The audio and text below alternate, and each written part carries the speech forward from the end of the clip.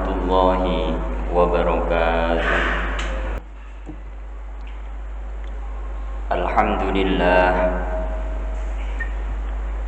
Alhamdulillahilladzi nahmaduhu wa nasta'inuhu wa nastaghfiruh wa na'udzu bihi min syururi anfusina wa sayyiati a'malina. Man yahdihillahu fala mudilla lahu wa man yudlilhu fala hadiya lahu. Asyhadu an la ilaha illallah wahdahu la syarika lahu wa asyhadu anna Muhammadan abduhu wa rasuluh. Allahumma shalli wa sallim ala sayyidina Muhammadin wa ala alihi wa ashabihi wa man tabi'a bi sunnatihi ajma'in. Amma ba'du, fa ya ibadallah, usi nafsi wa iyyakum bi taqwallah, faqad faza man ittaqa. Faqad qala ta'ala: ya ayyuhalladzina amanu taqullaha haqqa tuqatih wa la tamutunna illa wa antum muslimun. Ma'asyiral hadirin sidang jamaah salat Jumat yang dirahmati oleh Allah, lewat mimbar yang mulia ini khatib berpesan, marilah kita senantiasa meningkatkan ketakwaan kita kepada Allah Subhanahu wa taala. Yang kedua, khatib berpesan, selama khatib menyampaikan khutbah, mohon didengarkan dengan seksama, harap meninggalkan kesibukan apapun selain memperhatikan khutbah yang disampaikan oleh khatib. Pesan dari Rasulullah, ansitu wasma'u wa ati'u, diam, dengar dan taatilah. Karena khutbah itu bukan kultum. Ketika kultum jenengan boleh sambil mainan, ngobrol, tapi kalau khutbah harus betul-betul diperhatikan karena ini bersangkutan dengan keabsahan ibadah Jumat panjenengan semuanya. Para jemaah yang dirahmati Allah Subhanahu wa taala, Abu Hurairah radhiyallahu anhu meriwayatkan dalam sebuah hadis yang diriwayatkan oleh Imam Bukhari dan Muslim. Beliau mengatakan, anin Nabi sallallahu alaihi wasallam, dari Nabi sallallahu alaihi wasallam, qol, Nabi pernah bersabda, lam yatakallam fil mahdi illa salasatun, tidak ada bayi yang bisa berbicara di dalam gendongan kecuali 3. Walaupun nanti banyak riwayat atau kisah-kisah yang lain ada yang mengatakan sampai 8 bayi dalam sejarah yang bisa ngomong, tetapi dalam hadis ini Nabi mengatakan lam yatakallam fil mahdi illa salasatun, tidak ada bayi yang bisa ngomong fil mahdi di dalam gendongan illa salasatun, kecuali 3 bayi. Dan ketiga bayi ini semuanya bayi-bayi yang hidup di masa Bani Israel dahulu. Jadi tidak di masa Nabi kita Muhammad sallallahu alaihi wasallam. Siapa mereka ketika bayi itu? Pertama, kata Rasulullah sallallahu alaihi wasallam, pertama adalah Isa ibnu Maryam, yaitu Isa putra Maryam. Yang kedua, nanti Sahibu Juret, seorang bayi yang hidup di masa Wali Juret, yang bayi ini nanti membela Wali Juret. Yang ketiga, seorang bayi yang ngobrol dengan ibunya ketika sedang disusui. Dalam khutbah yang singkat ini, jikalau memungkinkan sesuai dengan hadis yang panjang ini, akan saya jabarkan ketiga kisah ini, kemudian kita ambil hikmahnya. Jikalau tidak mungkin, akan saya kisahkan yang pertama aja, yaitu perihal masalah bayi Nabi Isa alaihissalam.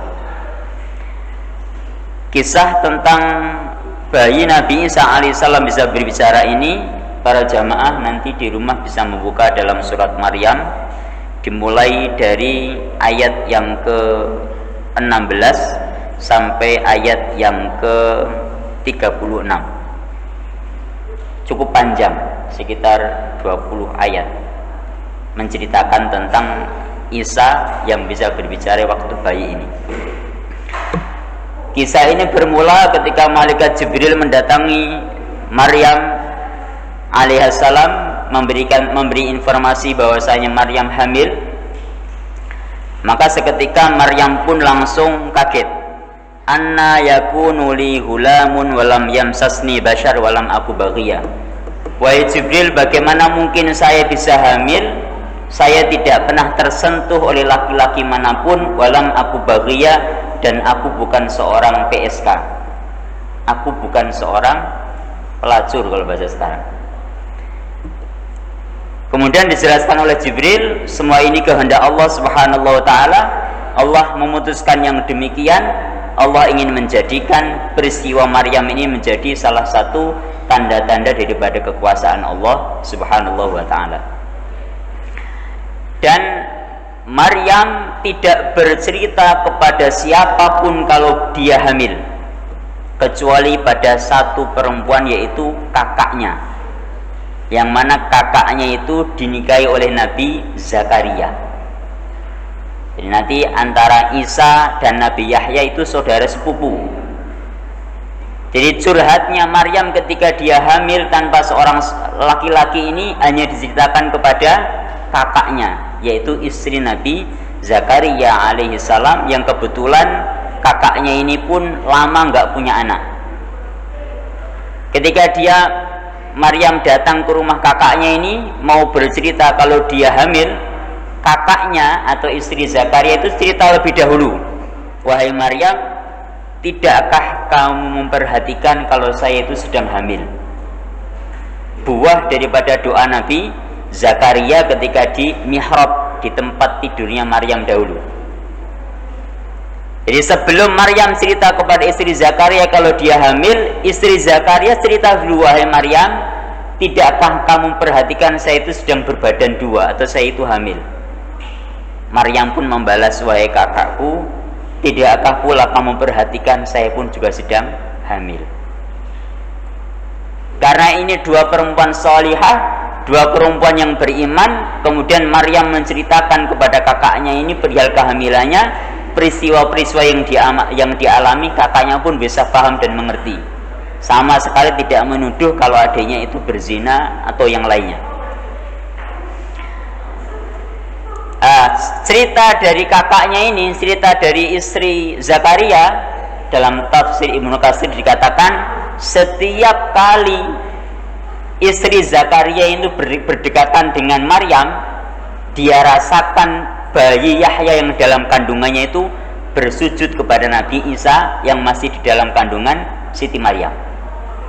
Jadi dua perempuan ini setiap kali mendekat, bayi yang ada di dalam kandungannya istri Nabi Zakaria itu, beliau merasakan kalau bayi itu sedang bersujud atau memberikan hormat kepada Nabi Yahya, Nabi Isa yang masih di dalam kandungan Siti Maryam alaihissalam. Dan proses kehamilan Maryam ini terjadi khilaf di antara ulama. Jumhur mengatakan normal 9 bulan. Tetapi ada pula yang mengatakan, semacam Ibnu Abbas, beliau mengatakan kehamilannya itu sangat singkat, tidak sampai 9 bulan. Di antara dasar yang digunakan semacam Ibnu Abbas dan orang-orang yang mengatakan kalau kehamilan Maryam itu singkat, ayat yang mengatakan fahamalathu fa'aja'ahal makhadu ila ji'in nakhlati, kemudian datang kepada Maryam rasa sakit untuk melahirkan. Kalau kita pernah belajar ilmu nahwu, jikalau ada kata dihubungkan pakai fa, itu peristiwanya urut tetapi sambung.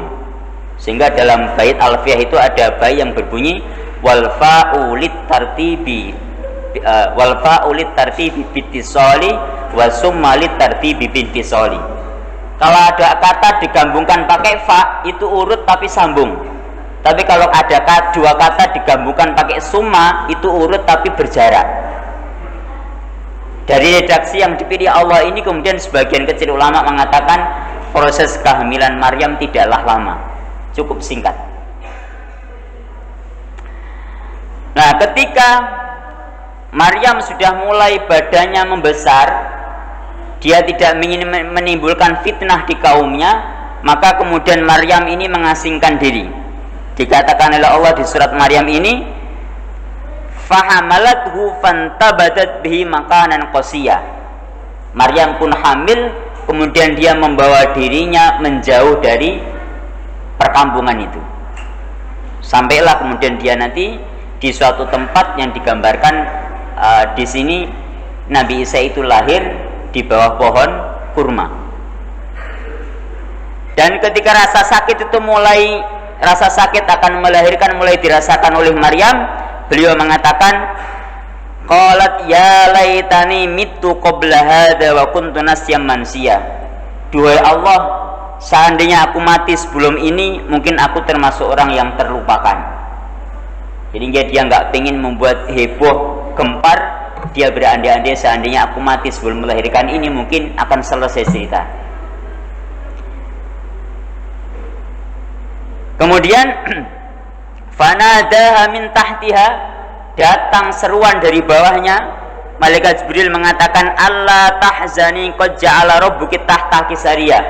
Wahai Maryam, kamu jangan takut, di bawah kakimu akan Allah ciptakan sungai yang mengalir airnya sangat jernih.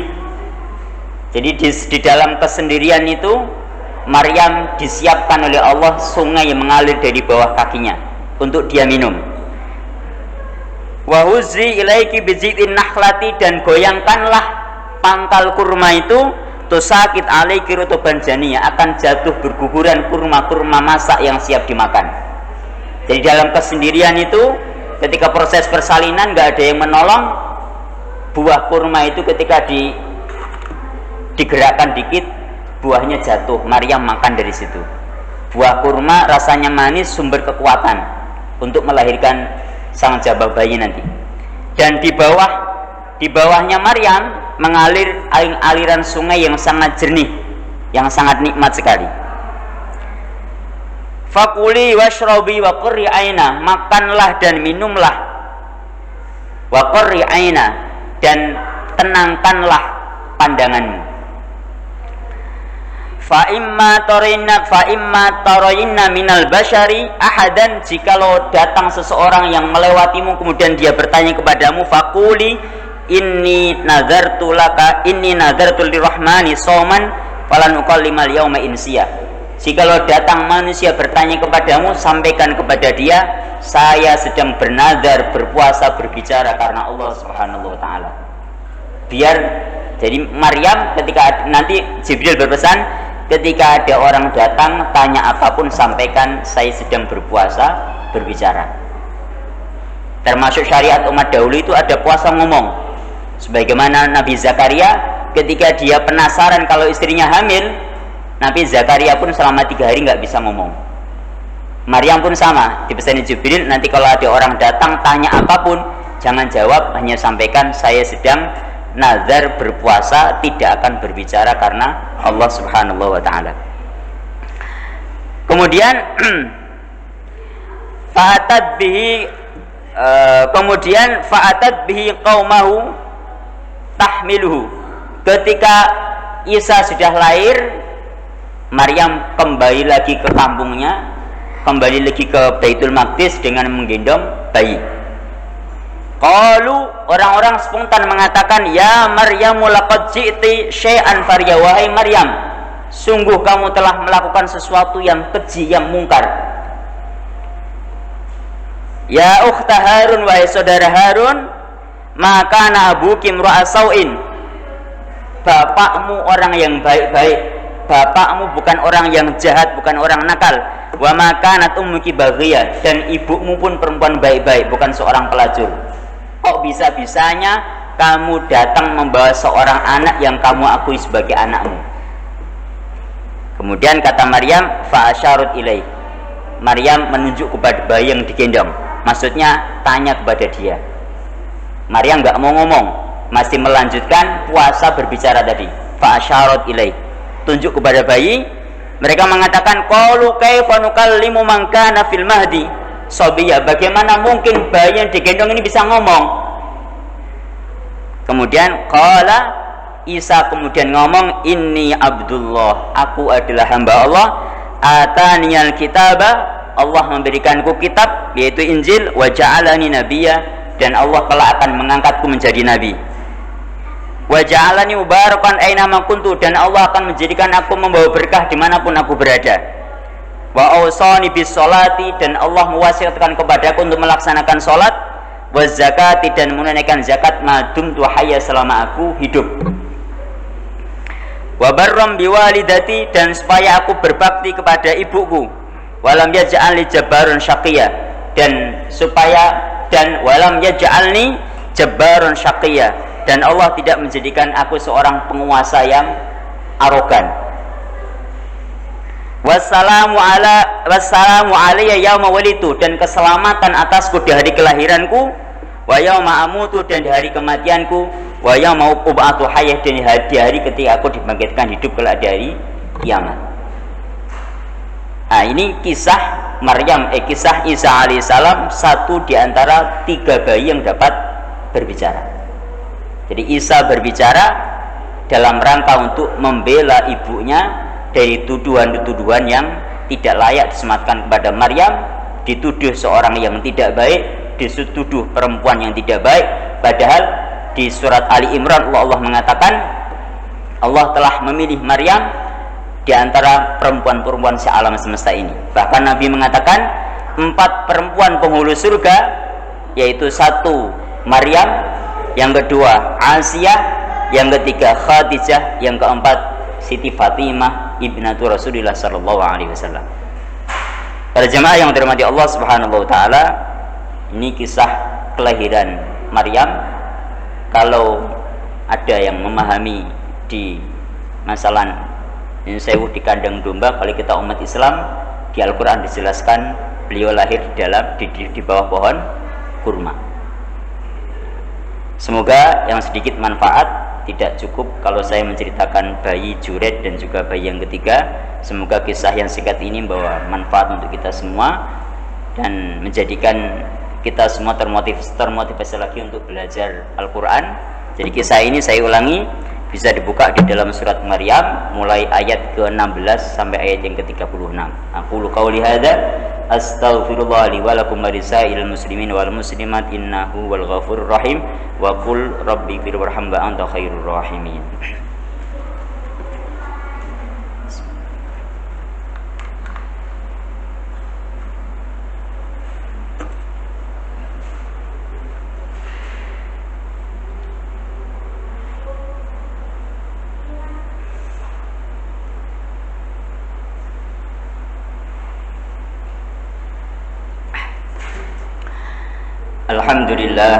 Alhamdulillahilladzi bi ni'matihi tatimmu shalihat walhamdulillahi ala kulli hal. Allahumma shalli ala Muhammad wa ala ali Muhammad, amma ba'du, fa ya ibadallah usi nafsi wa iyyakum bi taqwallah faqad faza al-muttaqun. Faqad qala ta'ala ya ayyuhalladzina amanu taqullaha haqqa tuqatih wa la tamutunna illa wa antum muslimun. Ya ibadallah usi nafsi wa iyyakum bitaqwallah wa alamu annallaha amarna bis-shalawati ala nabi sallallahu alaihi wasallam wa bada'a fiha bi nafsi wa malaikati faqad qala fi kitabihi innallaha wa malaikatahu yusalluna 'alan nabi ya ayyuhalladzina amanu sallu 'alaihi wa sallimu taslima. Allahumma salli ala Muhammad wa ala ali Muhammad kama sallaita ala Ibrahim wa ala ali Ibrahim wa barik ala Muhammad wa ala ali Muhammad kama barakta ala Ibrahim wa ala ali Ibrahim fil alamin innaka Hamidum Majid. Allahumma ighfir lil muslimina wal muslimat wal mu'minina wal mu'minat al ahya'i minhum wal amwat innaka qaribun mujibud da'awat wa ya qadiyal hajat. Rabbana hab lana min azwajina wa dhurriyyatina qurrata a'yun واجعلنا للمتقين إماما. اللهم اجعل آخر كلامنا عند انتهاء أجالنا قول لا إله إلا الله محمد رسول الله صلى الله عليه وسلم. اللهم أحسن عاقبتنا في الأمور كلها. اللهم أحسن عاقبتنا في الأمور كلها. اللهم أحسن عاقبتنا في الأمور كلها. ربنا آتنا في الدنيا حسنة وفي الآخرة حسنة وقنا عذاب النار. وصلى الله على سيدنا محمد وعلى آله وصحبه وبارك وسلم والحمد لله رب العالمين. عباد الله، إن الله يأمر بالعدل والإحسان وإيتاء ذي القربى وينهى عن الفحشاء والمنكر والبغي يعظكم لعلكم تذكرون. فاذكروا الله العظيم يذكركم واشكروه على نعمه يزدكم واسألوه من فضله يعطكم ولذكر الله أكبر.